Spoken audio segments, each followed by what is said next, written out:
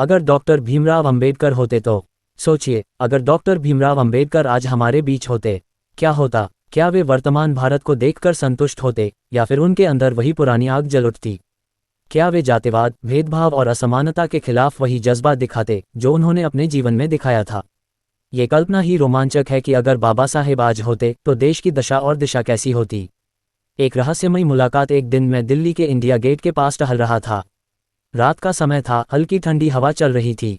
अचानक मुझे एक अजीब सी रोशनी दिखाई दी। वह रोशनी धीरे धीरे पास आए और मेरी आंखें चौंधिया गईं। जब मैंने ध्यान से देखा तो मेरे सामने एक गंभीर और आत्मविश्वास से भरा चेहरा था। डॉक्टर भीमराव अंबेडकर। मैं स्तब्ध रह गया। क्या ये सपना था? क्या तुम मुझे पहचानते हो? उन्होंने गंभीर स्वर में पूछा।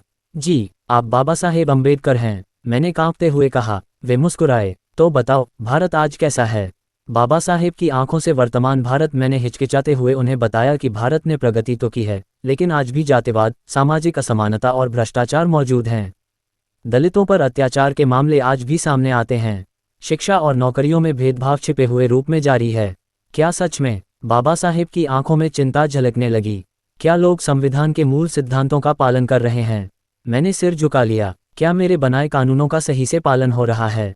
उन्होंने और कड़े स्वर में पूछा। मैंने धीमे से कहा, कुछ हद तक, लेकिन कई जगहों पर नहीं। अगर वे होते तो? बाबा साहेब ने गहरी सांस ली और बोले, अगर मैं आज होता तो मैं क्या करता जानते हो? एक, शिक्षा को सबसे बड़ा हथियार बनाते। शिक्षा ही असली ताकत है, बाबा साहेब ने कहा। मैं चाहता था कि हर व्यक्ति शिक्षित हो ताकि कोई भी अज्ञानता और अंधविश्वास के कारण शोषित न हो। लेकिन क्या आज हर बच्चा समान शिक्षा पा रहा है? मैंने बताया कि सरकारी स्कूलों की हालत खराब है और गरीब तबके के बच्चे अच्छी शिक्षा से वंचित हैं।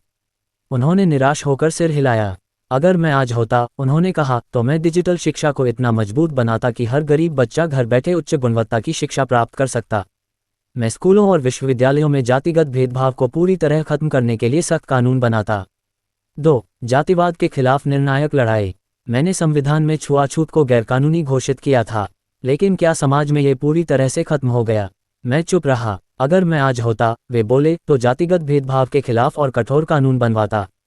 केवल कानून ही नहीं, बल्कि मैं लोगों की मानसिकता बदलने के लिए जागरूकता अभियान चलाता। मैं ये सुनिश्चित करता कि किसी को भी उसकी जाति के आधार पर अपमानित न किया जाए। 3, आरक्षण नीति में सुधार और सही क्रियान्वयन। मैंने आरक्षण इसलिए लागू किया था ताकि पिछड़े वर्गों को समान अवसर मिले। लेकिन क्या यह नीति सही से लागू हो रही है? मैंने कहा, कुछ लोग इसका गलत फायदा उठाते हैं, जबकि असली जरूरतमंदों तक ये नहीं पहुंचता। अगर मैं आज होता, बाबा साहेब बोले, तो मैं आरक्षण की नीति को और पारदर्शी बनाता। ये सुनिश्चित करता कि यह सही लोगों तक पहुंचे और इसे सिर्फ राजनीति का हथियार न बनाया जाए। 4, महिलाओं के अधिकारों के लिए क्रांति। क्या भारत में महिलाओं को अब भी पूरी आज़ादी मिली है? मैंने कहा, नहीं, अब भी कई जगहों पर उन्हें शोषण और भेदभाव का सामना करना पड़ता है। अगर मैं आज होता, बाबा साहेब बोले, तो महिलाओं को हर क्षेत्र में बराबरी दिलाने के लिए और सख्त कानून बनाता। मैं सुनिश्चित करता कि हर महिला को शिक्षा, नौकरी और सम्मान का पूरा अधिकार मिले। 5, धर्म और राजनीति को अलग करता। क्या धर्म और राजनीति आज भी एक दूसरे से जुड़े हुए हैं? आज भी एक दूसरे से जुड़े हुए हैं। मैंने कहा, हाँ, कई जगहों पर धर्म को राजनीति के लिए इस्तेमाल किया जाता है। अगर मैं आज होता, उन्होंने दृढ़ स्वर में कहा, तो मैं संविधान की धर्मनिरपेक्षता को और मजबूत करता। धर्म को राजनीति से पूरी तरह अलग करता ताकि कोई भी धर्म के नाम पर समाज को बांट न सके। अंतिम सवाल। अचानक बाबा साहेब ने मुझे ध्यान से देखा और पूछा, क्या तुमने मेरे विचारों को आगे बढ़ाने की कोशिश की? मैं अवाक रह गया। क्या मैंने वास्तव में उनके विचारों को अपनाया था, या सिर्फ भाषणों और नारों तक सीमित रहा? अगर तुम सच में मुझसे प्रेम करते हो तो मेरी किताबें पढ़ो, समाज में जागरूकता फैलाओ और संविधान की रक्षा करो। सिर्फ मेरे नाम के नारे लगाने से कुछ नहीं होगा। इतना कहकर वे रोशनी में बदल गए और अंततः गायब हो गए। संदेश में स्तब्ध खड़ा था। क्या ये सपना था या हकीकत? लेकिन एक बात स्पष्ट थी, अगर बाबा साहेब आज होते तो भारत की तस्वीर कुछ और होती। लेकिन अब ये जिम्मेदारी हमारी है कि हम उनके अधूरे सपनों को पूरा करें।